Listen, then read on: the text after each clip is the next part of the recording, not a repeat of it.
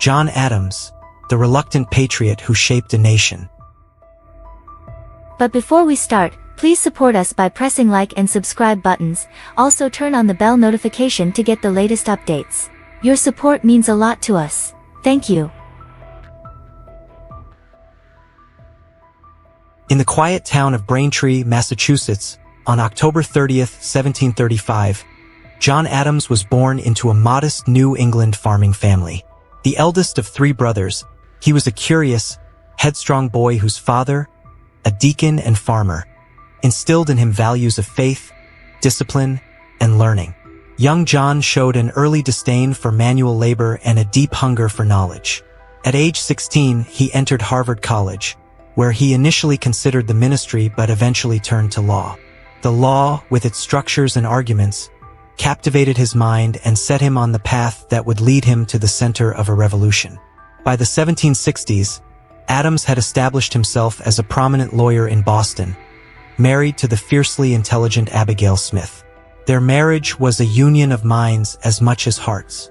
Abigail became his most trusted advisor, her letters offering insight into the political and domestic pulse of the nation in the making. Together, they raised a family while the colonies edged ever closer to rebellion. Adams' legal career took a defining turn in 1770 when he agreed to defend the British soldiers charged in the Boston Massacre. Though it was unpopular, he believed in the principle that every man deserved a fair trial. His success in that case, securing acquittals for most of the soldiers, showed his commitment to justice over popularity. Yet, despite his defense of British soldiers, Adams remained a firm opponent of British overreach. He was no loyalist. He was a thinker shaped by Enlightenment ideals, who saw tyranny in parliaments increasing control over the colonies. In 1774, Adams was chosen as a delegate to the First Continental Congress. There, his voice rang clear and forceful in defense of colonial rights. He was not a charismatic orator like Patrick Henry, nor a diplomat like Benjamin Franklin, but Adams was a tireless worker, a keen legal mind, and a fierce believer in independence. It was Adams who nominated George Washington to lead the Continental Army. It was Adams who persuaded hesitant minds that independence was not only necessary but inevitable. When the time came in 1776 to draft the Declaration of Independence, Adams played a critical role. Though Thomas Jefferson authored the text, Adams was one of its staunchest advocates, helping to shepherd it through debate and adoption. He called July 2nd, the day the Continental Congress voted for independence, the most memorable epoch in the history of America. Yet it would be July 4th that would be celebrated, and Adams, though proud, would always carry a hint of frustration at the historical oversight. During the Revolutionary War, Adams served abroad, tirelessly representing American interests in Europe. As a diplomat in France and later as the first American minister to the Netherlands and Britain, he navigated the complexities of foreign alliances and peace negotiations. He was blunt, principled, and often difficult but effective. In 1783, alongside Franklin and John Jay, Adams helped negotiate the Treaty of Paris, which formally ended the war and recognized American independence. Upon returning home, Adams found a new nation trying to define itself. In 1789, he was elected the first vice president of the United States under George Washington. The role was largely ceremonial, and Adams famously called it the most insignificant office that ever the invention of man contrived. Still, he performed his duties with diligence, presiding over the Senate and offering counsel to Washington, even when their views diverged. When Washington stepped down in 1797, Adams was elected the second president of the United States. It was a narrow victory over Thomas Jefferson, who became vice president due to the rules at the time. Adams inherited a divided nation and a volatile international landscape. France, angered by America's neutrality in its war with Britain, began seizing American ships.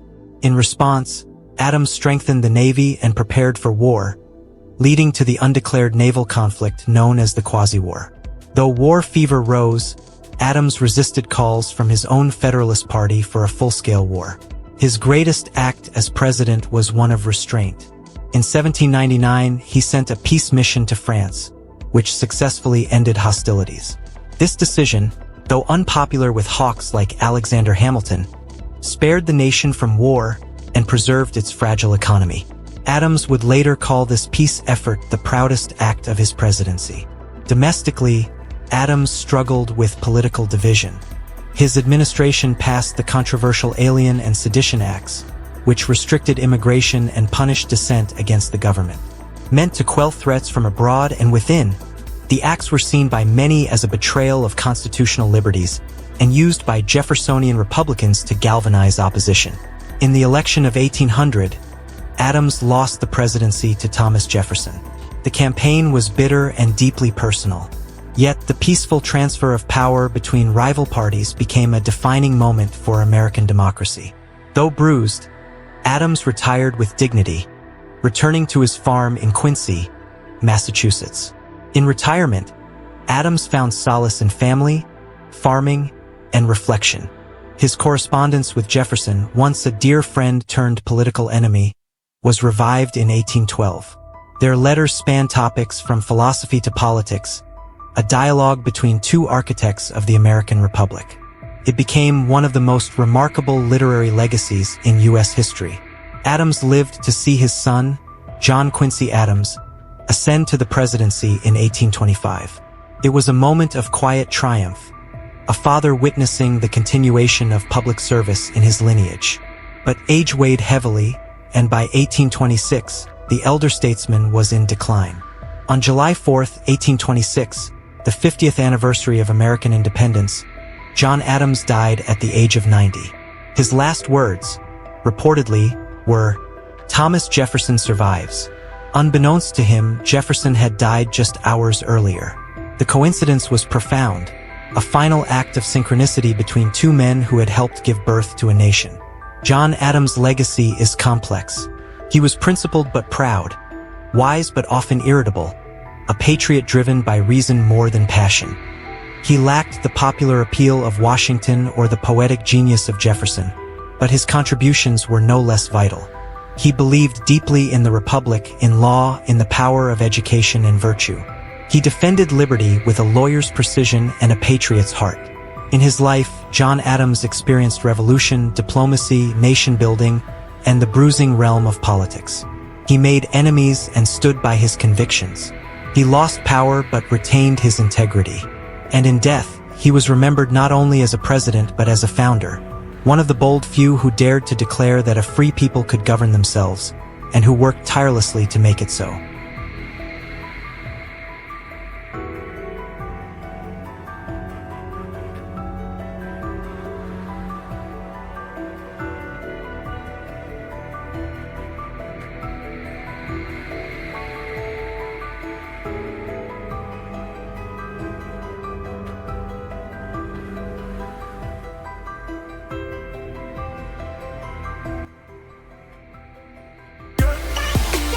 Thanks for watching. Please like, share and subscribe if you like videos like this. Thank you.